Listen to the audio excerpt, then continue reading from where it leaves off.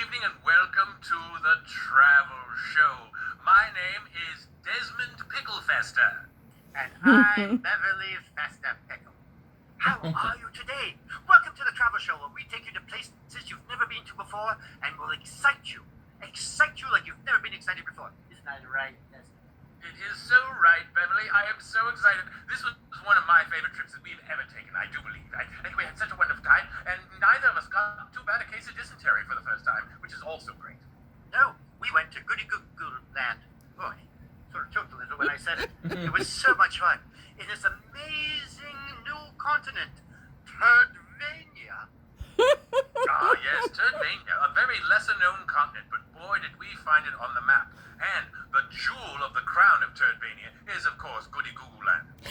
What can you even say about that place? Well, we're going to show you. So immediately we flew. It was a 15 flight to Turdvania. I must tell you, when we were there, we were pooped. Oh, that's true. Yes, a lot of blockage on the runway. Yes. But then we landed and we were whisked off to our amazing 5-star hotel in beautiful Goody Goo Goo Land. Yes, it's so hard for you to say Goody Goo Goo Land, but I love watching you work it out. Here we are. This is the front of the hotel. This was the luxury snowplow that picked us up at the airport and whisked us and a Christmas tree of some sort and our frozen luggage to the hotel. Unfortunately, this photo does not show much of the beautiful wood clapboard barn-style hotel that the architecture, of course, that all of Turdvania is really known for. Goody Goo Goo Land is really a special little treat. Absolutely. And this is the only place in the world where you get this kind of weather in July. Yes, it's frosty. It opens into all kinds of thrilling things.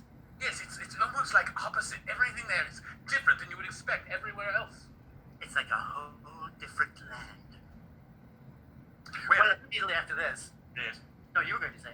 Oh, I was going to say that we wanted to get out for adventure. And part of what we like to do is not know what we're going to do. So we just walked down the street past the hotel and we asked a local, what is the most amazing sight to see in Goody Goo Goo Land that everyone comes from miles and miles around? And they gave us some directions and we found it. Here is what we saw. Oh, yes. The annual cattle drive. What you don't know is it's actually the cattle are herding the men on the horses. Yes. And while they're doing that, you have to run up with one hand tied behind your back and try to milk them.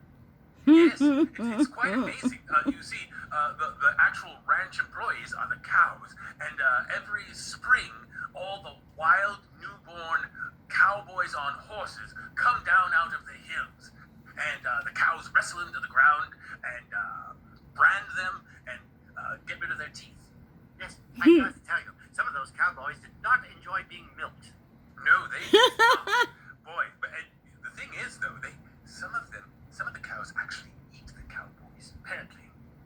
I must have missed that part. I was too busy milking. Do they really? Yes, it's sort of a karmic reverse for cows. Goody Goo Goo Land, it's sort of opposite. So cows get to eat cowboys instead of vice versa. Oh, I'm so glad you didn't bring my Stetson with me. Oh, boy, you could have ended up on the menu. Oh, yeah. Well, after this, speaking of menu, watching all this, we got extremely hungry. We get very hungry when we travel.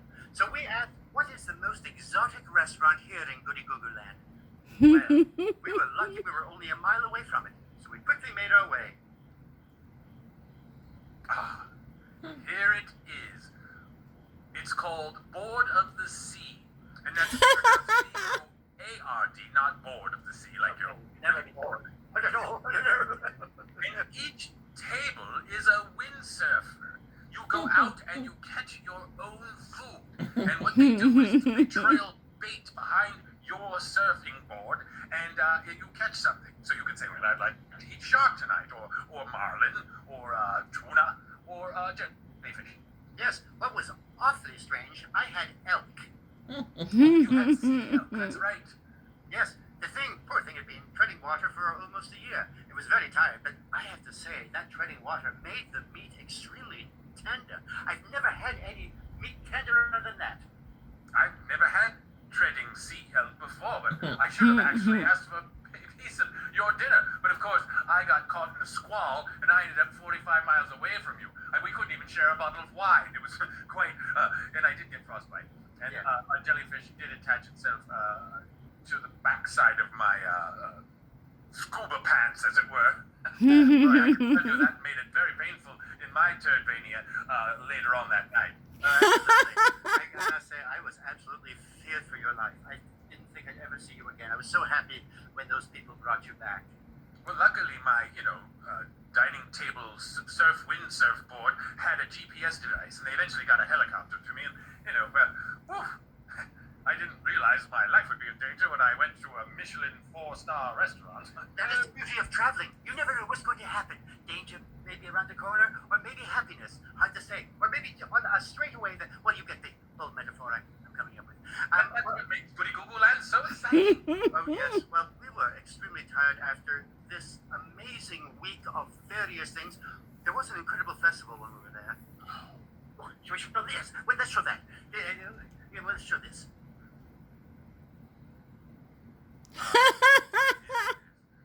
Yes, this is the deity of all of Turdvania. It's called the Happy Cat Dog. Yes, it's sort of like an Indian Hindu god, as it were, but they're too far away from India to have ascribed to Hinduism. So it's the Happy Cat Dog, and they pray to this thing. And this one is made entirely out of chewed pieces of paper. Not quite paper mache, but paper mache, as it were. The Goody Googians have an unusual enzyme in their saliva, which makes paper stick very well to each other. There is we found out later, our hotel is actually made of spit and paper. Yeah, paper mache, the entire place, even the elevator, which it's a little rickety, and if you spill a glass of water, you can fall right through the bottom of it. Yes, and it smells a little bit of bazooka gum. Yes, that would be the best after smell, I think. Some of the rooms smelled like no one had chewed gum for quite some time. They smell like gingivitis, if that has a smell. I'm not very sure. Well, after a wonderful week of excitement, we decided it was time to go. So we headed back to the hotel for our very last night, and we were quite surprised. They had a little celebration for us. They thought we were celebrities, because that's what we told them. And our suites in the hotel were so swanky. Here it is. This is the jacuzzi. And the jacuzzi is so large that it has its own current and raging rapids. Yes, there's actually a Coast Guard that sits over by the controls. And we actually, when we were there, they lost 3 people, sadly. Yes, and these aren't flotation devices. This is skin covering, because the water in the jacuzzi is 160 degrees. It will just peel the flesh from your bones like a swimming elk.